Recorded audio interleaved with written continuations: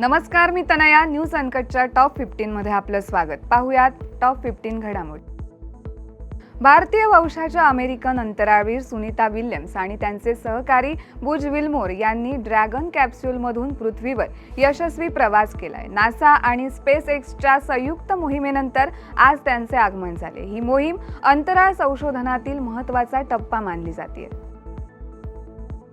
रशियाचे राष्ट्राध्यक्ष पुतीन आणि अमेरिकेचे राष्ट्राध्यक्ष डोनाल्ड ट्रम्प यांनी युक्रेन रशिया संघर्षात शस्त्रसंधी आणि शांतता चर्चेसाठी एक महत्त्वपूर्ण बैठक घेतली. ही बैठक युक्रेन संकटाला नवीन दिशा देऊ शकते अशी आशा व्यक्त केली जाते. दोन्ही नेत्यांनी या चर्चेतून जागतिक स्थैर्यावर भर दिल्याचं सांगितलं जातंय. भारतात निवडणूक आयोग आज एका महत्त्वाच्या प्रकरणावरती सुनावणी करणार आहे, ज्यामध्ये आगामी निवडणुकांशी संबंधित नियम आणि राजकीय पक्षांच्या नोंदणीबाबत चर्चा अपेक्षित असून याचा परिणाम देशांतर्गत आणि आंतरराष्ट्रीय पातळीवर भारताच्या राजकीय प्रतिमेवर होऊ शकतो. बांगलादेशात सरकार विरोधी आंदोलने तीव्र झाली असून भारतीय टीव्ही चॅनल्सवर बंदी घालण्याच्या मागणीसह अनेक मुद्द्यांवरून तणाव वाढलाय. यामुळे भारत आणि बांगलादेश यांच्यातील संबंधावर परिणाम होण्याची शक्यता आहे. अमेरिका आणि चीन यांच्यातील व्यापारी तणाव पुन्हा एकदा चर्चेत आलाय. नवीन कर नियम आणि निर्बंधांमुळे जागतिक अर्थव्यवस्थेवर परिणाम होण्याची भीती आहे. युरोपियन युनियननेही यावर चिंता व्यक्त केली असून मध्यस्थीची तयारीही दाखवली आहे. रशियन ऊर्जा पायाभूत सुविधांवर हल्ले थांबवण्याच्या अमेरिकेच्या प्रस्तावाला युक्रेन पाठिंबा देईल असे अध्यक्ष झेलेन्स्की म्हणाले. व्हाईट हाऊसच्या म्हणण्यानुसार राष्ट्राध्यक्ष डोनाल्ड ट्रम्प आणि रशियाचे अध्यक्ष पुतीन यांनी मंगळवारी केलेल्या त्यांच्या कॉलमध्ये रशिया युक्रेन युद्धात ऊर्जा आणि पायाभूत सुविधांच्या लक्ष्यांविरुद्ध मर्यादित युद्धबंदीसाठी सहमती दर्शवली आहे. मंगळवारी एका संघीय न्यायाधीशाने अमेरिकन सैन्याला राष्ट्राध्यक्ष डोनाल्ड ट्रम्प यांच्या ट्रान्सजेंडर लोकांना लष्करी सेवेतून वगळण्याच्या कार्यकारी आदेशाची अंमलबजावणी करण्यापासून तात्पुरते रोखले, तर 20 विद्यमान आणि भावी सेवा सदस्यांनी या उपाययोजनेला आव्हान देणारा खटला पुढे चालू ठेवलाय. युक्रेनने आज रशियावर अमेरिकेच्या पाठिंब्यानं दिलेला युद्धविराम प्रस्ताव प्रभावीपणे नाकारल्याचा आरोप केलाय. मॉस्कोने ऊर्जा ग्रीडवरील हल्ले थांबवण्यास सहमती दर्शवल्यानंतर काही तासांतच नागरी पायाभूत सुविधांवर हल्ले झाल्याचे वृत्त युक्रेनने दिले. परंतु मंगळवारी डोनाल्ड ट्रम्प यांच्याशी झालेल्या 90 मिनिटांच्या फोन कॉलमध्ये रशियाचे अध्यक्ष व्लादिमीर पुतीन यांनी नकार दिलाय. इटालियन वृत्तपत्र इल फोग्लिओ हे पूर्णपणे कृत्रिम बुद्धिमत्तेद्वारे निर्मित आवृत्ती प्रकाशित करणारे जगातील पहिले वृत्तपत्र बनले. या वृत्तपत्राची 4 पानांची आवृत्ती मंगळवारपासून वृत्तपत्र स्टँड आणि ऑनलाईन दोन्हीवर उपलब्ध असेल. महिनाभर चालणाऱ्या या प्रयोगाच्या रूपात पत्रकारिता आणि दैनंदिन जीवनावर एआयचा प्रभाव अधोरेखित करण्याचा उद्देश दैनिकाचा होता, असे वृत्तपत्रकाचे संपादक म्हटले.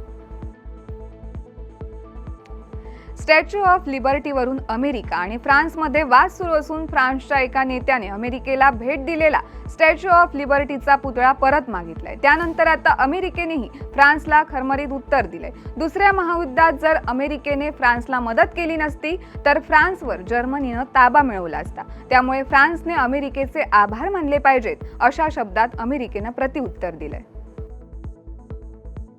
कॉमर्स अमेझॉन कंपनीनं 2025 मध्ये तब्बल 14,000 कर्मचाऱ्यांना कामावरून काढून टाकण्याची तयारी सुरू केली आहे. कर्मचारी कपात केल्यानंतर कंपनी वार्षिक आधारावरती $2.1 बिलियन ते $3.6 बिलियन पर्यंत अतिरिक्त बचत करणार आहे. कंपनीचे जगभरातील कार्यालयातील मॅनेजमेंट वर्कपर्स 13% कमी केले जाणार आहे. अमेझॉनमधील मॅनेजर्सची संख्या यानंतर 1,05,770 वरून थेट 91,936 इतकी होईल.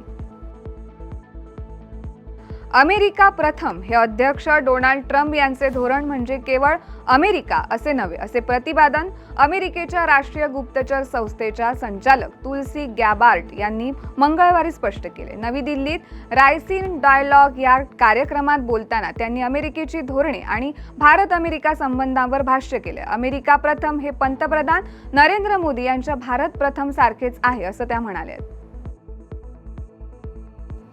1991 मध्ये संगीतम श्रीनिवासराव दिग्दर्शित आदित्य 369 हा चित्रपट, ज्यामध्ये नंदमुरी बालकृष्ण आणि मोहिनी यांची प्रमुख भूमिका होती, हा चित्रपट पुन्हा एकदा 11 एप्रिल रोजी प्रदर्शित होणार आहे. या तेलुगू चित्रपटाची निर्मिती श्रीदेवी मूवीजच्या शिवलेंका कृष्णा प्रसाद यांनी केली होती आणि दिवंगत दिग्गज गायक SP बालसुब्रमण्यम यांनी सादर केला होता. या चित्रपटाला त्यांच्या प्रदर्शनादरम्यान समीक्षकांची प्रशंसा आणि प्रेक्षकांचीही प्रशंसा दोन्ही मिळाली असून तेव्हापासून हा सर्वोत्तम भारतीय विज्ञान कथा चित्रपटांपैकी एक मानला जातोय. मंगळवारी न्यूझीलंडच्या सलामीवीरांनी षटकारांचा वर्षाव करत पाकिस्तानचा 5 विकेट्सने पराभव केलाय आणि त्यांच्या 2020 मालिकेत 2-0 अशी आघाडी घेतली आहे. पावसामुळे व्यत्यय आलेल्या दुसऱ्या सामन्यात पाकिस्तानने 15 षटकांत 135 धावा केल्या होत्या. त्यानंतर ड्युनेडिनमध्ये यजमान संघानं 11 चेंडू शिल्लक असताना 137 धावा केल्या आणि 5 सामन्यांच्या मालिकेवरती ताबा मिळवलाय. फ्रान्सचा स्ट्रायकर मार्कस थुरम डाव्या घोट्याच्या दुखापतीमुळे क्रोएशिया विरुद्धच्या नेशन्स लीगच्या क्वार्टर फायनलमधून बाहेर पडलाय. सोमवारी थुराम फ्रान्सच्या प्रशिक्षण शिबिरात आला आणि त्यावेळेस वैद्यकीय चाचणी करण्यात आली, ज्यामुळे इंटर मिलानच्या या फॉरवर्डला वगळण्यात आले. या बातमीसह वेळ झाली आहे टॉप 15 मध्ये इथेच थांबायची. तोपर्यंत पाहत राहा न्यूज अनकट.